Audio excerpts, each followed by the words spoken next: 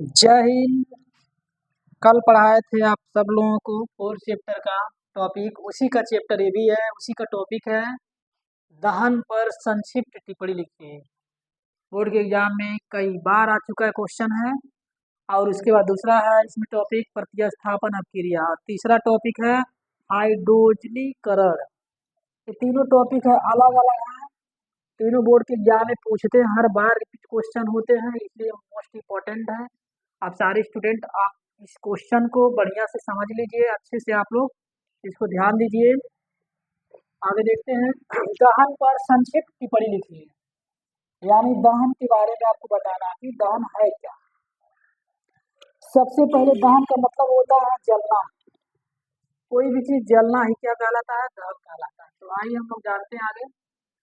अपने सभी अपरूपों में कार्बन ऑक्सीजन में दहन करके, अपने सभी अपरूपों में जो कार्बन होता है वो दहन करके यानी जल करके उष्मा प्रकाश एवं कार्बन डाइऑक्साइड देता है।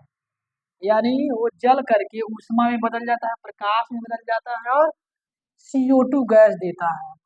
अधिक कार्बनिक यौगिक भी दहन पर प्रचुर मात्रा में उष्मा प्रकाश मुक्त करते हैं।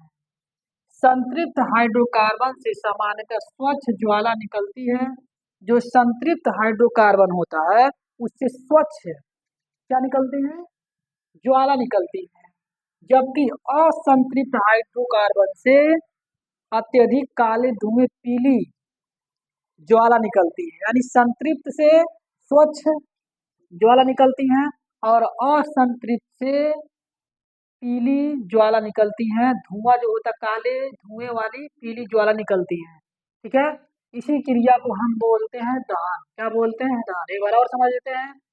कार्बन जो होता है अपने सभी अपरूपों में कार्बन ऑक्सीजन में दहन करके यानी कार्बन को जला करके ऑक्सीजन में बदल के उसको उष्मा दे देता है। उष्मा मतलब हीट, गर्मी देता है, प्रकाश भी देता है एवं कार्बन डाइऑक्साइड भी देता है। अधिक कार्बनिक यौगिक भी दहन करके प्रचुर मात्रा में उष्मा एवं प्रकाश मुक्त करते हैं। उसके बाद संतृप्त हाइड्रोकार्बन से स्वच्छ जल निकलती है, स्वच्छ ज्वाला निकलते हैं।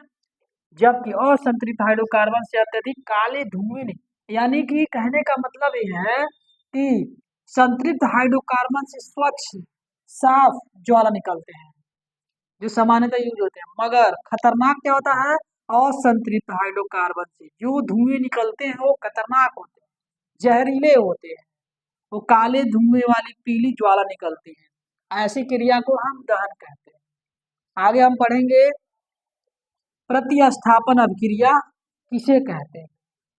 प्रतिस्थापन अभिक्रिया किसे कहते हैं, तो वे अभिक्रिया जिनमें किसी कार्बनिक अणु के किसी एक या एक से अधिक परमाणु या परमाणु समूह द्वारा प्रतिस्थापन हो जाता है।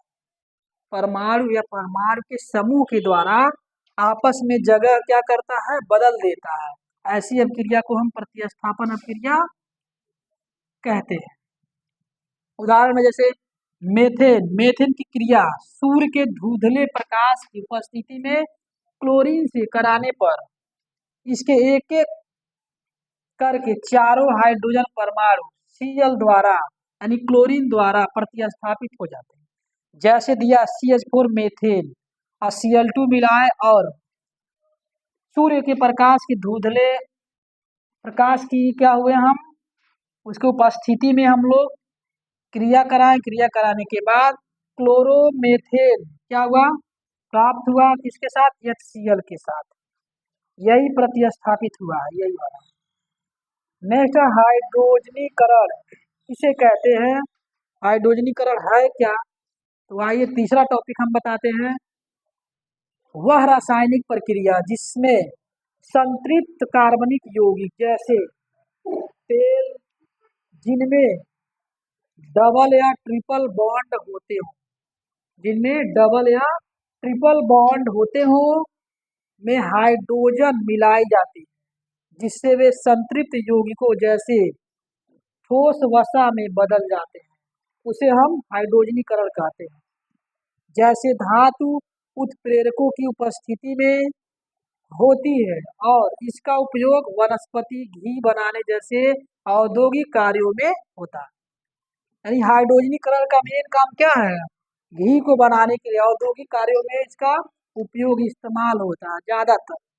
हम आप सब लोगों को तीनों टॉपिक बारी बारी से समझा दिए हैं, आप लोग अच्छे से इसको स्क्रीनशॉट कर लीजिए, याद कर लेंगे और इसको लिख लेंगे, नोट कर लेंगे और लिख लेंगे। मोस्ट इम्पॉर्टेंट क्वेश्चन है बोर्ड के एग्जाम के लिए, पूरा तैयार कर लेंगे।